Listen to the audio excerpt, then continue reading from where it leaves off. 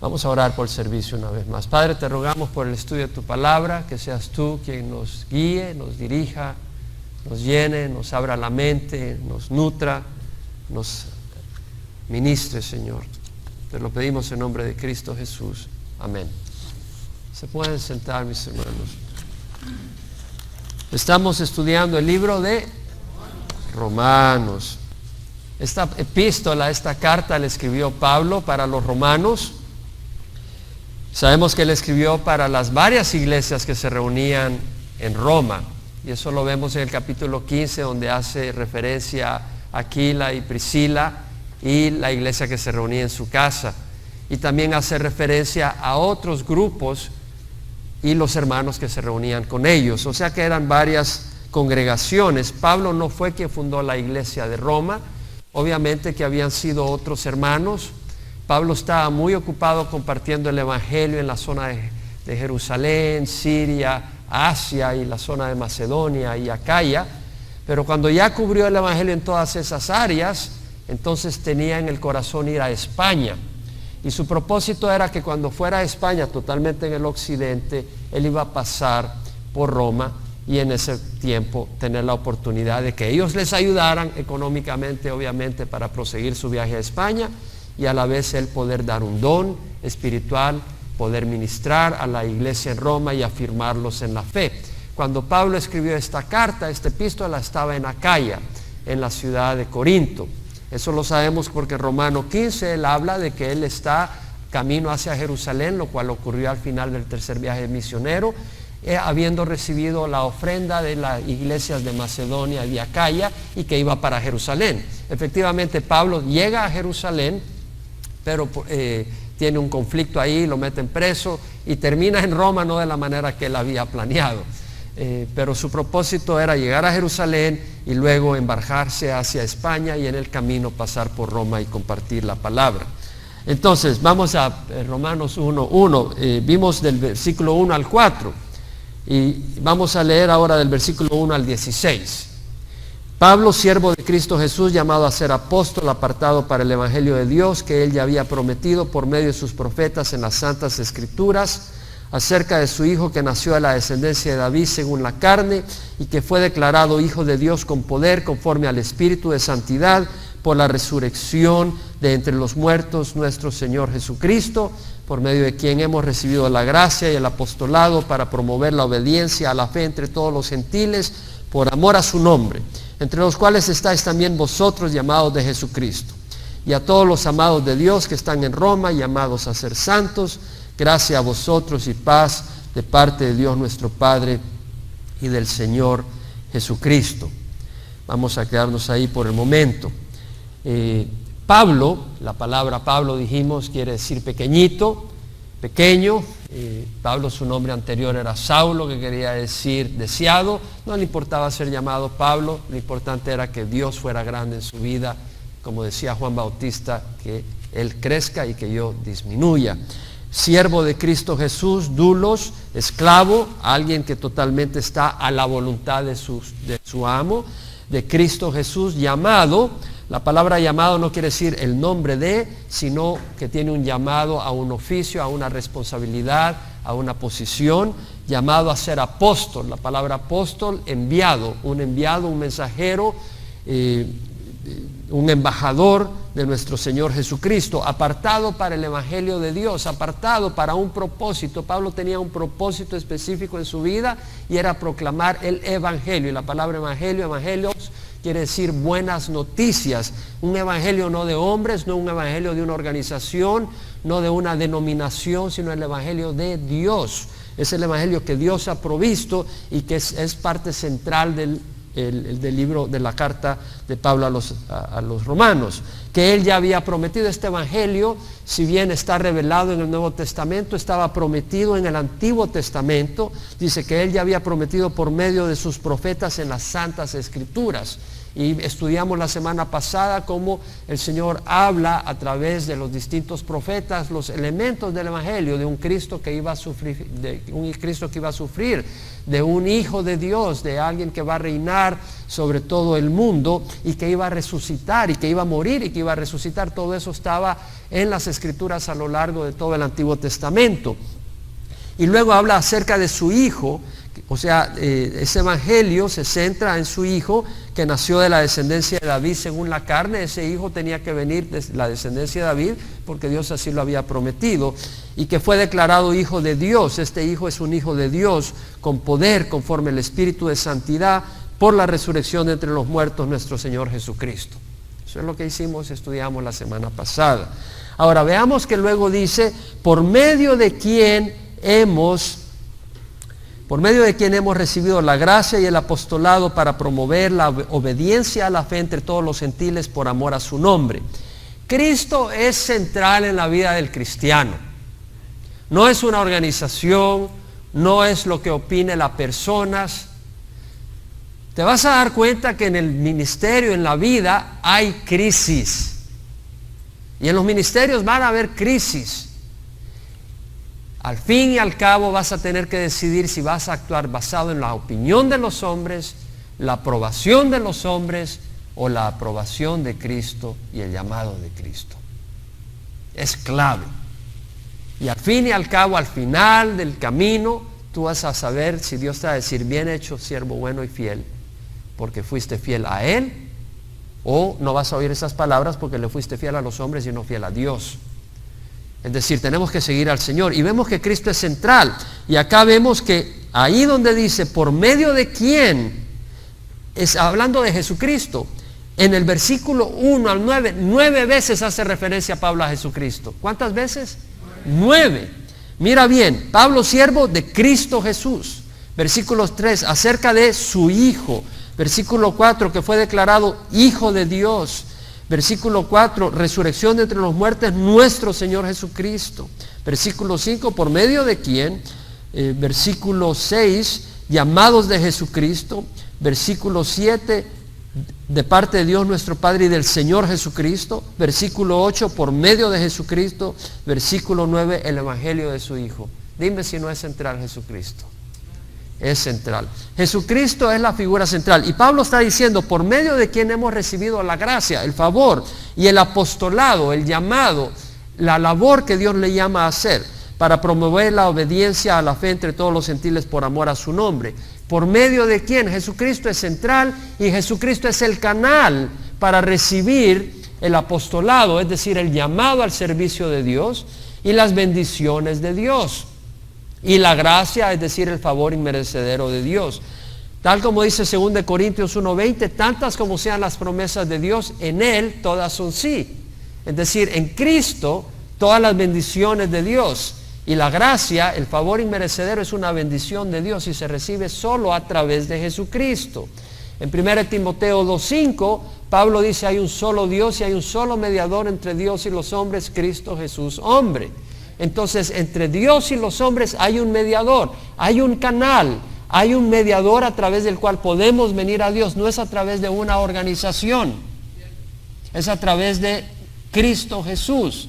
Y los ministerios se reciben del Señor Jesús. Sí, Dios puede usar personas. Un pastor tiene la responsabilidad de buscar ante Dios a quien Dios le está poniendo para ciertos ministerios. Pero Dios, el Señor, es la cabeza de la iglesia. Y dice la palabra del Señor que la cabeza de todo hombre es Cristo. ¿Puedo oírlo de nuevo? Cristo. Entonces, en 1 Corintios 12:5, Pablo dice, hay diversidad de ministerios, pero el Señor es el mismo. Es decir, es un solo Señor, no es el ministerio de fulano, el ministerio de mengano, cada uno independiente. No, estamos trabajando en función al llamado y a la voluntad del Señor. Entonces hay un Señor de todos los ministerios y un esclavo le obedece a su amo. Entonces cada uno es un siervo de ese Señor y tiene que seguir la dirección que le da ese Señor. En Efesios 4:11, si eso no lo ha aclarado, Efesios 4:11 le va a ayudar a aclararlo. Pablo dice que Él, hablando de Jesús, dio a algunos el ser apóstoles, a otros profetas, a otros evangelistas, a otros pastores y maestros, para equipar a los santos para la obra del ministerio, para la edificación del cuerpo de Cristo. Entonces, para capacitar a los santos para la obra del ministerio, para la edificación del cuerpo de Cristo. Entonces veamos que dice, Él dio a algunos el ser apóstoles, a otros profetas, a otros evangelistas, a otros pastores, a otros maestros, a otros en la alabanza. Es el Señor el que da ese ministerio. ¿Lo podemos ver o no? Es el Señor. Y por eso Pablo dice, ¿por medio de quién hemos recibido la gracia? Ahora, cuando habla de gracia, la palabra gracia quiere decir un favor inmerecedero, también quiere decir el poder, la aprobación para poder hacer una obra. Tú no quieres, si el Señor no te aprueba para que hagas algo, tú no te vas a meter a hacerlo. Eso sería una ofensa, una tontería, una necedad. Pero vemos que acá Pablo dice, hemos recibido la gracia y el apostolado para promover la obediencia a la fe entre todos los gentiles. Se necesita la gracia y el llamado para poder hacer eso. Entonces Pablo dice, he recibido la gracia, es decir, un favor inmerecedero, un poder, una aprobación inmerecederos por la sangre de Cristo en la cruz que nos compró para hacer su obra. Entonces quiere decir de que una posición no se compra con dinero ni con juegos políticos. Amén. Quiere decir de que si tú tienes aspiración a un ministerio entre la iglesia, no trates de comprarlo, porque el Señor tiene palabras duras para esa actitud. ¿Sí me explico? Tú puedes tratar de comprar a la gente, mover su brazo de una manera económica o de beneficios, no, o con juegos políticos, no. Hemos recibido la gracia es el favor de Dios y Él es el que hace el llamado, entonces es el Señor el que escoge. Y luego el apostolado es el llamado de mensajero, de representante de Cristo. ¿Para qué? Para reconciliar a los gentiles con Dios, número uno. Y eso es a través del Evangelio. No es a través de palabras bonitas, es el Evangelio el que hace ver nuestra necesidad de salvación y la manera de ser salvos. Para volver al camino de la obediencia, a la fe entre los gentiles. Entonces vemos que es la obediencia ¿a qué? A la fe. A la fe. La fe está definida, está manifestada a través de la palabra de Dios. La palabra de Dios nos revela lo que Dios espera de nosotros. La palabra de Dios nos revela lo que Dios nos da. La palabra de Dios nos revela lo que le agrada a Dios. Entonces es una obediencia a la palabra de Dios. Vemos pues que el llamado es no solo atraer a las personas a nacer en Cristo Jesús, pero a obedecerle. No es simplemente arrancar y ya fueron salvos, es de encaminarlos en el camino. El mismo Señor Jesucristo dijo, id y haced discípulos, no solo bebés espirituales, sino discípulos de todas las naciones, bautizándolas en el nombre del Padre, del Hijo y del Espíritu Santo, y enseñándoles a guardar, obedecer todo lo que os he mostrado, mandado. He aquí yo estoy con ustedes todos los días hasta el fin de los tiempos. Entonces el Señor está llamándonos no solo a traer personas al reino de los cielos, sino a discipularlos, a que obedezcan la palabra del Señor. En Juan 8, 31, 32 leemos que cuando vinieron los judíos que habían creído en Jesús, Jesús les dijo, si ustedes permanecen en mi palabra, verdaderamente son mis discípulos y conocerán la verdad y la verdad os hará libres. Es de permanecer. ¿Cómo permaneces? Obedeciendo la palabra, no solo para recibir a Cristo, pero caminando con el Señor Jesucristo. Vemos pues que dice, por medio de quien hemos recibido la gracia y el apostolado para promover la obediencia a la fe entre todos los gentiles por amor a su nombre, no por fama, no por otra razón, sino porque amamos el nombre de Jesús y queremos glorificar a Jesús y queremos que la gente venga al Señor Jesucristo. Entre los cuales estáis también vosotros, llamados de Jesucristo. De nuevo, la palabra llamado es invitado, o llamado para un cargo, una responsabilidad, o invitado a un banquete. Entonces vemos acá que somos llamados de Jesucristo, somos llamados de Cristo a la obediencia. Somos llamados de Jesucristo para salir de la oscuridad y venir a la luz. Somos llamados de Jesucristo para recibir sanidad moral, porque en el mundo estamos llenos de inmoralidad. Somos llamados de Jesucristo para recibir sanidad espiritual. Nuestros espíritus están todos enfermos, muertos, confundidos en el mundo. Somos llamados de Jesucristo a recibir una vida abundante. No una vida sin problemas, pero una vida abundante en Cristo Jesús. Una vida productiva, una vida fructífera, una vida con una relación personal con el Señor. Estamos llamados a recibir una vida de paz, no como la da el mundo, pero en medio de las tribulaciones tener la paz de Jesús. ¿Cómo? Poniendo los ojos en Jesús, no en las circunstancias.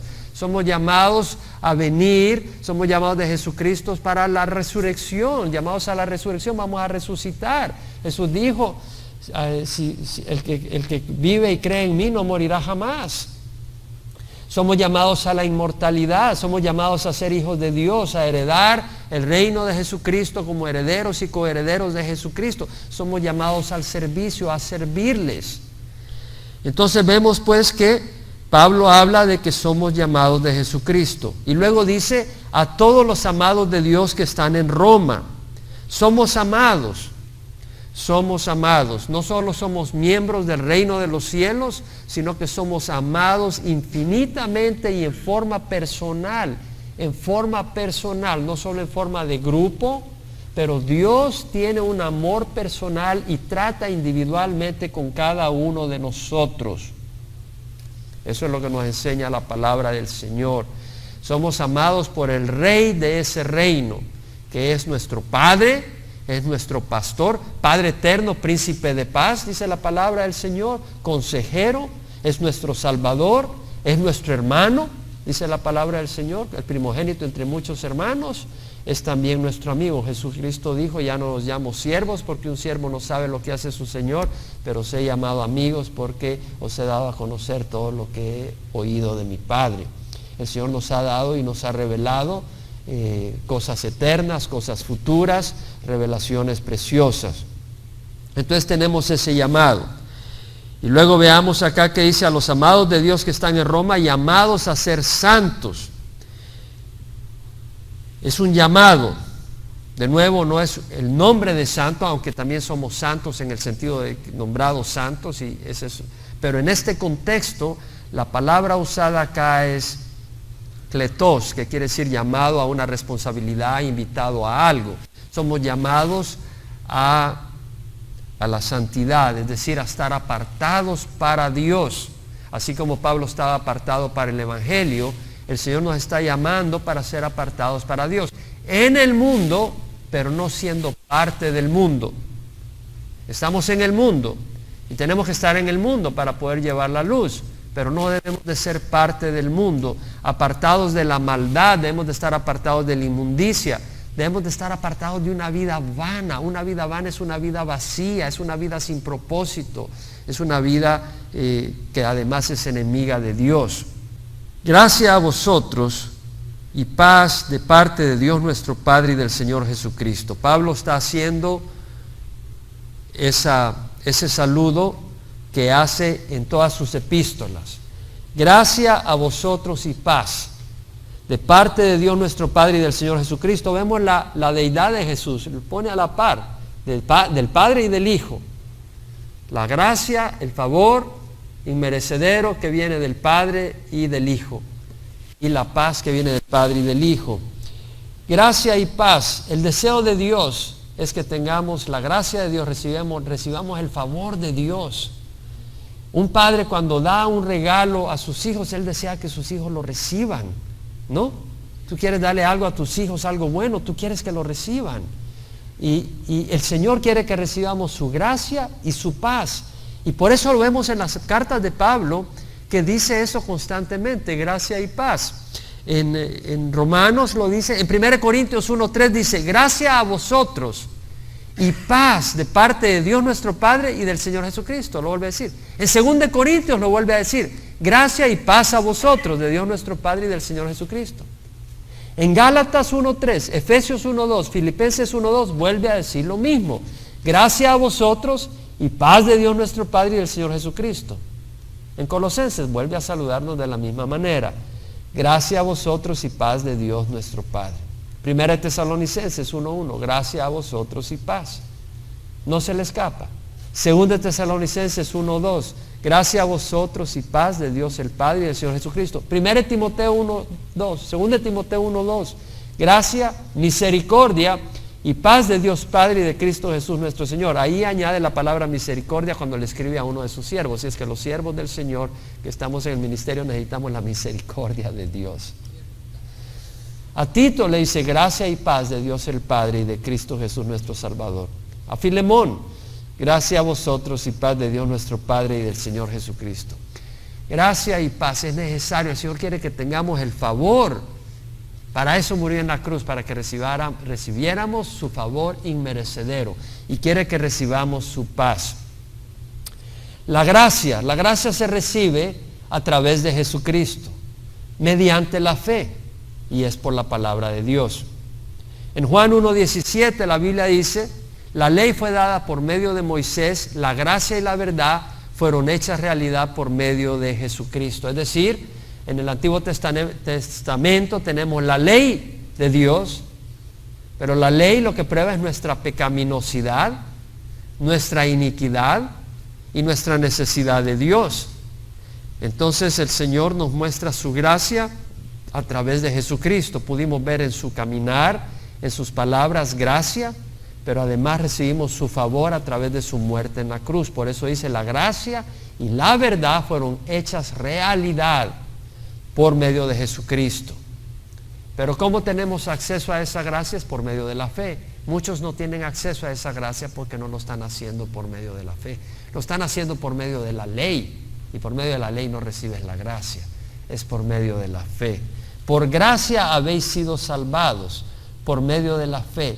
Esta no de vosotros, es un don de Dios, no por obras para que nadie se gloríe. La salvación es por medio de la gracia, pero esta gracia se recibe por medio de ¿qué?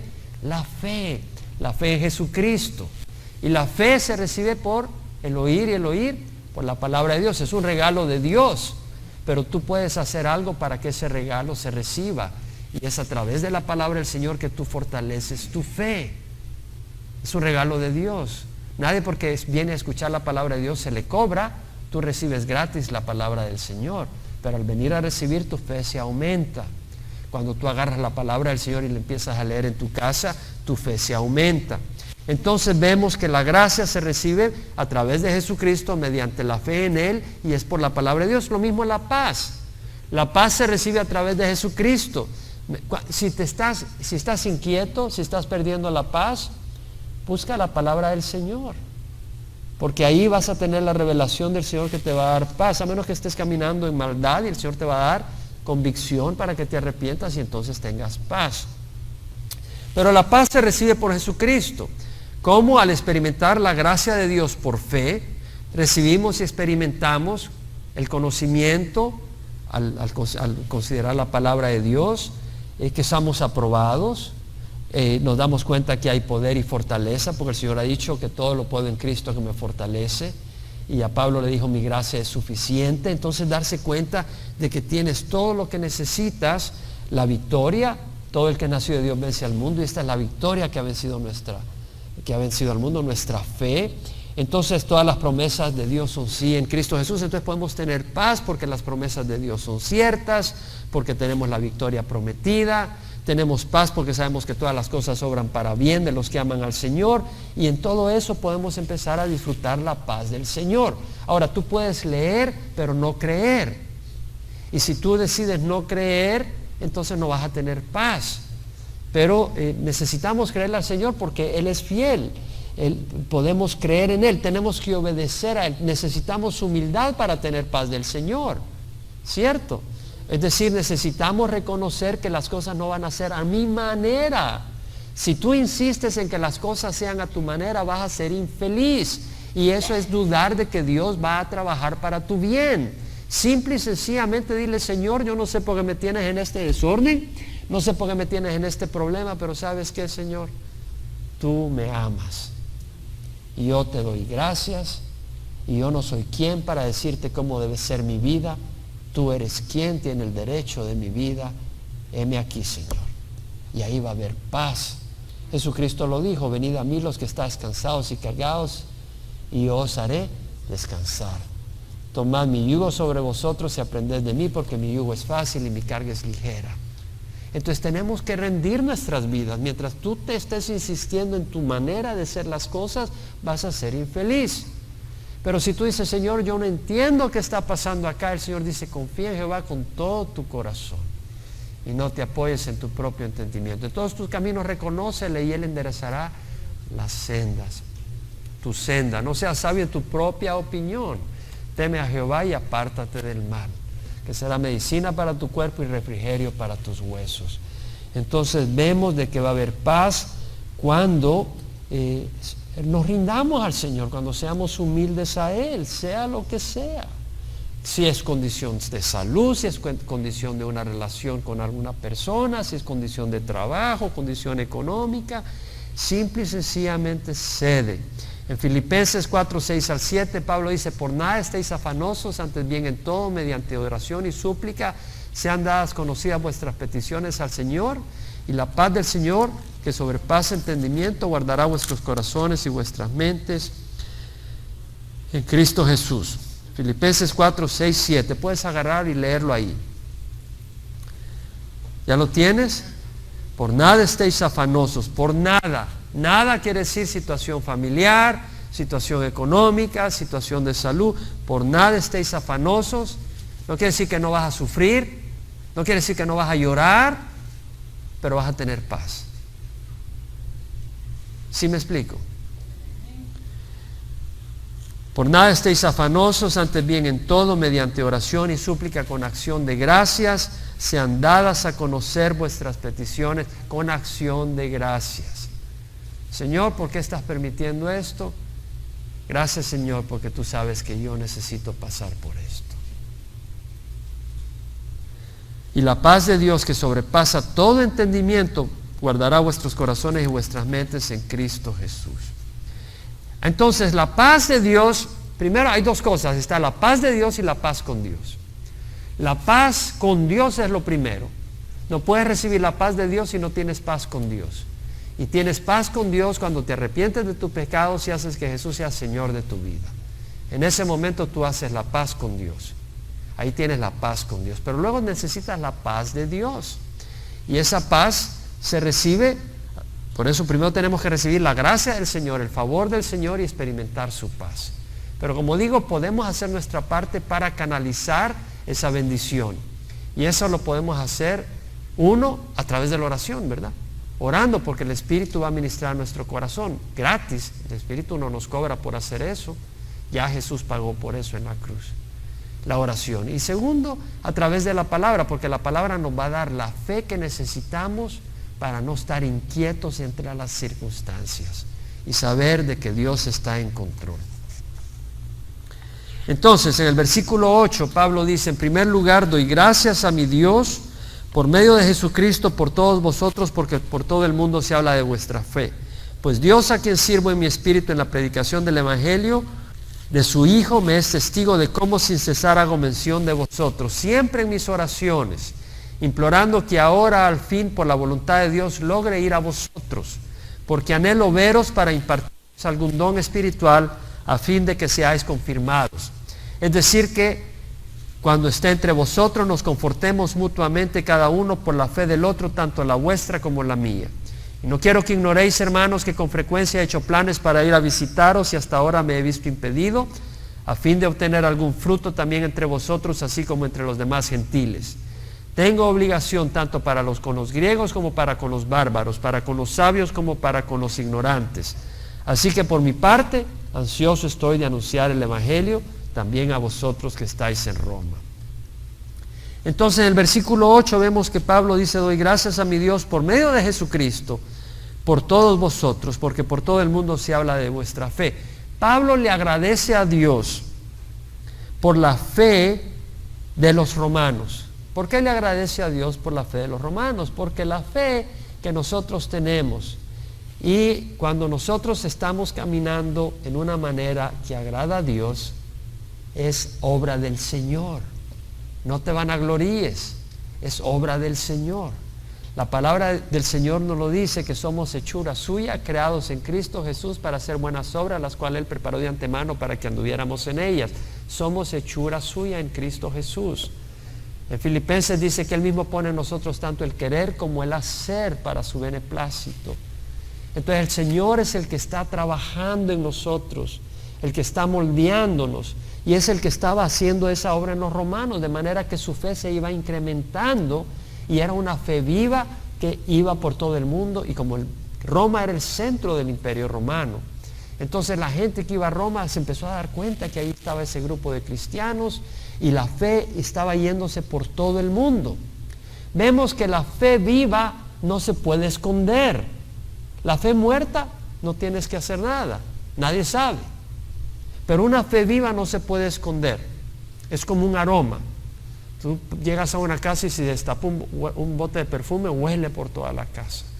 Entonces es un aroma. Pablo mismo dice, gracias a Dios que en Cristo siempre nos lleva en su triunfo y por medio de nosotros manifiesta en todo lugar la fragancia de su conocimiento.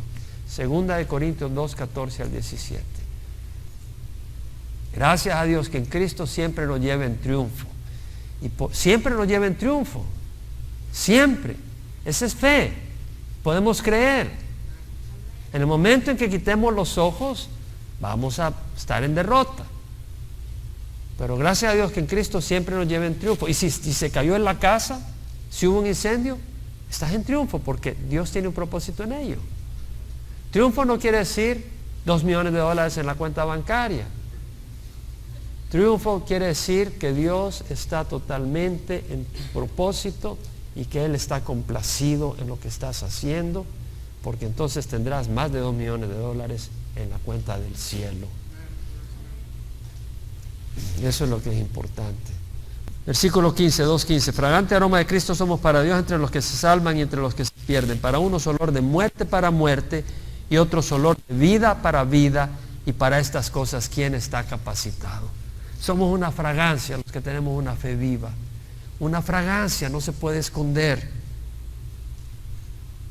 No somos como muchos, dice, que como que comercian con la palabra de Dios. Ya en el tiempo de Pablo había muchos que eran comerciantes de la palabra de Dios, sino que con sinceridad, como de parte de Dios y delante de Dios, hablamos en Cristo.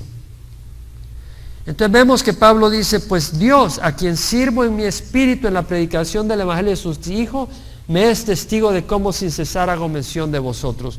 Dios, a quien sirvo. Pablo sabía a quién estaba sirviendo. ¿A quién le sirves tú? Si estás en un ministerio en la iglesia, ¿a quién le estás sirviendo? Si tú le estás sirviendo al Señor, vas a hacer la obra muy distinto que si tú le estás sirviendo a Chava o a Jaime o a Ítalo o a Cándido. Si tú estás sirviendo al Señor, vas a hacer la obra muy distinto, muy distinto. Y yo lo puedo ver, y creo que otros lo pueden ver. Nunca te olvides a quién estás sirviendo. Dios, a quien sirvo en mi espíritu. Ahí Pablo está haciendo un énfasis de que no solo es la apariencia, sino que le está sirviendo en su interior, en su esencia interna, no solo en apariencia. Y vemos que Pablo dice, Dios, a quien sirvo en mi espíritu en la predicación del evangelio de su Hijo, me es testigo de cómo sin cesar hago mención de vosotros, siempre en mis oraciones, implorando que ahora al fin por la voluntad de Dios logre ir a vosotros. Pablo vemos que está implorando, está orando por aquellas personas a las que les quería ministrar, y vemos que él quiere ir a verles, y dice, está rogando, o sea que le está pidiendo a Dios poder ir a ver a la iglesia de Roma. Pablo se da cuenta que debe ser Dios quien le abra las puertas. Eso es bien importante. Pero hay oposición, pero Dios abrió las puertas. Y como dice la Biblia, cuando el Señor abre, nadie cierra. Pero cuando el Señor cierra, nadie te la puede abrir. Entonces Pablo entendía eso. Y dice, deseando ir. Pablo anhela ir. Vemos que dice, anhelo veros para impartiros algún don espiritual a fin de que seáis confirmados. Pablo anhelaba. El deseo era afirmarlos, el deseo era dar un don espiritual. El deseo no era obtener dinero. El deseo no era obtener fama. El deseo no era ir a turistear. En el versículo 12 vemos la humildad de Pablo, porque dice, es decir, quiero que sean confirmados, y luego dice, porque cuando esté entre vosotros, queremos confortarnos, que nos confortemos mutuamente, cada uno por la fe del otro, tanto la vuestra como la mía. Pablo reconoce que ellos pueden servir de consuelo para él mismo. Es peligroso cuando tú te pones en una posición donde tú te crees que tú eres la estrella y que nadie puede ser de bendición en tu vida. Esa es una posición sumamente arrogante y que el Señor no puede bendecir. Y realmente, hermanos, nos podemos animar unos a otros de muchas maneras. Así que no se olviden, cada uno de ustedes tiene la oportunidad de ser de bendición a otros. No hay nadie que esté demasiado arriba ni demasiado abajo para que Dios no te pueda usar para ser de bendición para esa persona. Y tú nunca estás demasiado alto como para que no puedas recibir bendición de la persona que tú crees es la de menor reputación en la congregación. ¿Sabes qué? El más pequeño puede ser el más grande, porque es el Señor el que juzgará las cosas en su debido tiempo. El versículo 13 dice, no quiero que ignoréis, hermanos, que con frecuencia he hecho planes para ir a visitaros. ¿Sabes qué? El siervo de Dios no es Dios. ¿Me estás oyendo? El siervo de Dios hace planes, pero solo Dios los confirma. Lo que quiere decir es que nunca agarres al siervo de Dios como que sí es Dios, ni lo pongas contra la pared, porque no logra hacer un plan que tiene en su mente, en su corazón, hacerlo. Es Dios el que confirma. ¿Estamos entendiendo eso? Es tan importante. El siervo de Dios hace planes, y Pablo hace planes. Con frecuencia he hecho planes para ir a visitaros, y hasta ahora me he visto impedido. ¿Por qué? Porque tenía deseos de ir, pero no podía. ¿Por qué? Porque tenía que ir a tal lugar donde no se había predicado el Evangelio, o porque tenía que quedarse en tal lugar porque había una gran puerta de bendición. Entonces Pablo dice, ¿sabes qué? He hecho planes. Vemos eso. También vemos que el siervo de Dios está activo. El siervo de Dios no está ahí aburrido sin hacer planes, esperando que venga un plan del cielo con luces de neón, o por internet le venga plan de Dios, viene del cielo. Haz planes, busca al Señor, hay que estar activo y hay que buscar el tiempo y la voluntad de Dios.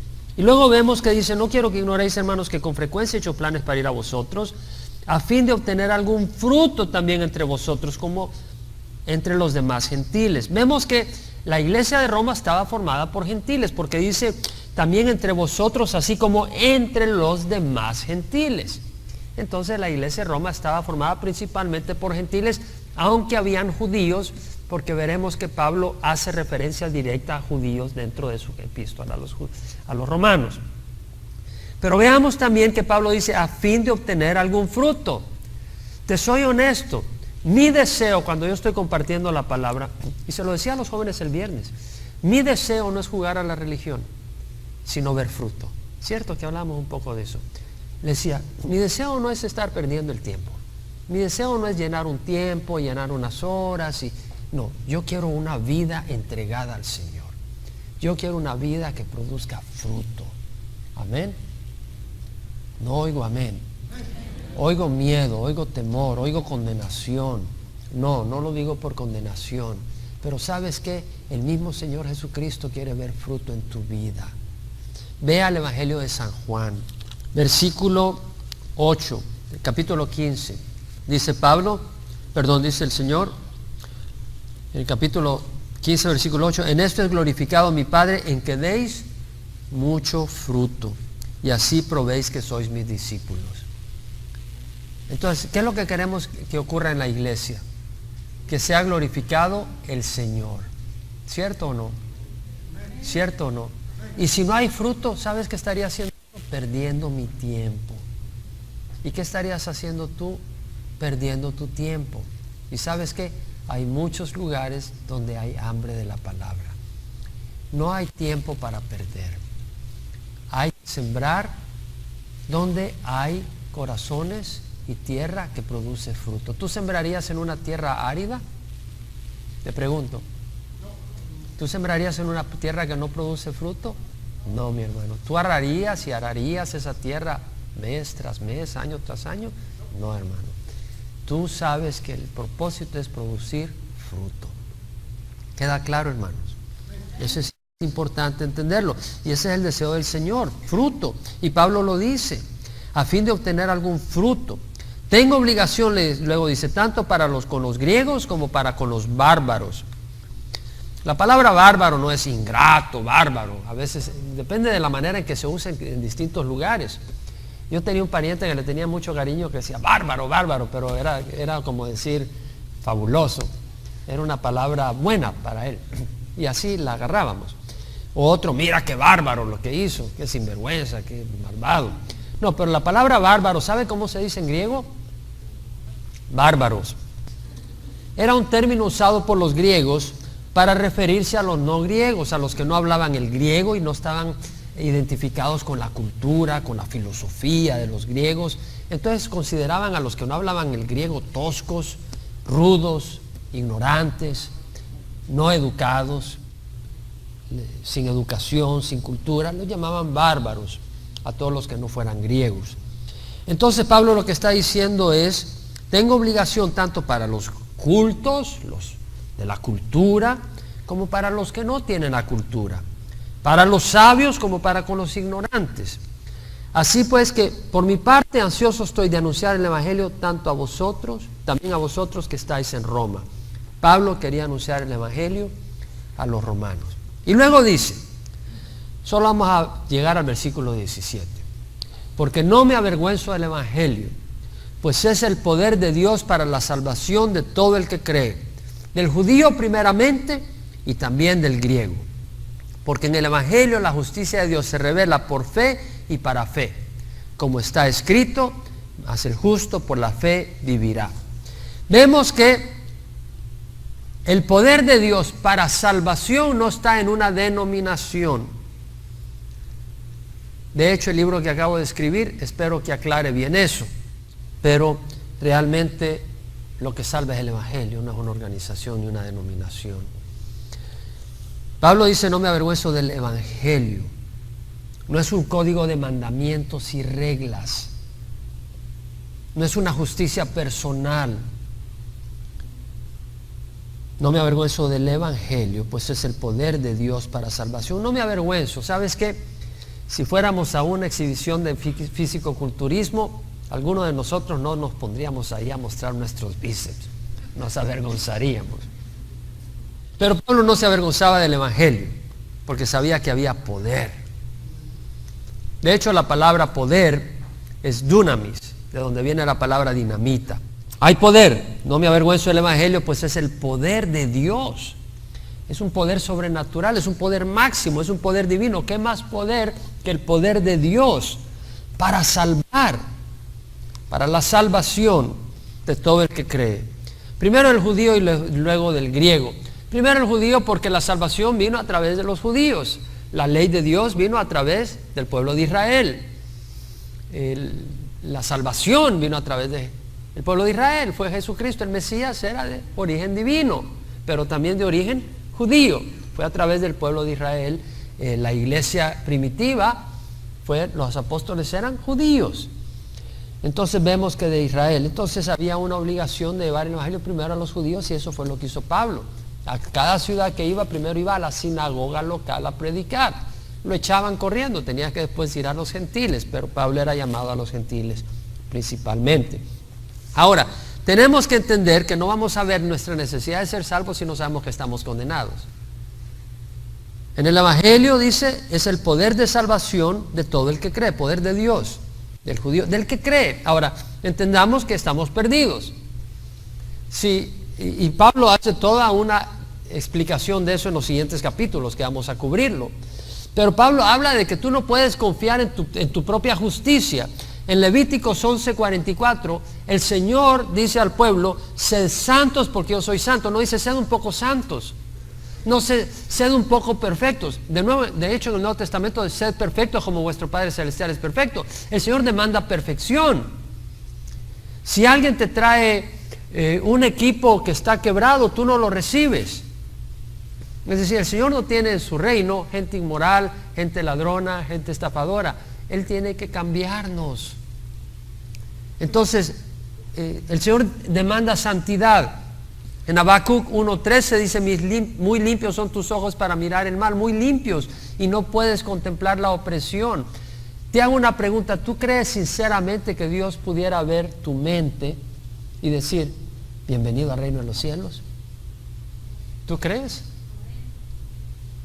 No, si Jesús no te lava primero. No, si Jesús no te lava primero. Jesús, si ve tu mente, Dios mío, claro que Dios transforma nuestra mente, pero estoy hablando antes de que Jesús venga. Pero hay una naturaleza pecadora, y eso lo hemos mencionado muchas veces en Romanos 7. Ahora, en el Salmo 15, 1, 2, el salmista dice, Señor, ¿quién habitará en tu tabernáculo? ¿Quién morará en tu santo monte? Él dice, ¿cuál? El que anda en integridad y obra justicia, que habla verdad en su corazón. ¿Cuántas veces necesitas mentir para ser un mentiroso? ¿Cuántas? Una. ¿Quién nunca ha mentido? ¿Verdad? Todos somos mentirosos. Isaías 64:4, el profeta Isaías dice, todos nosotros somos como el inmundo. Isaías se incluye. Y como trapo de inmundicia todas nuestras obras justas.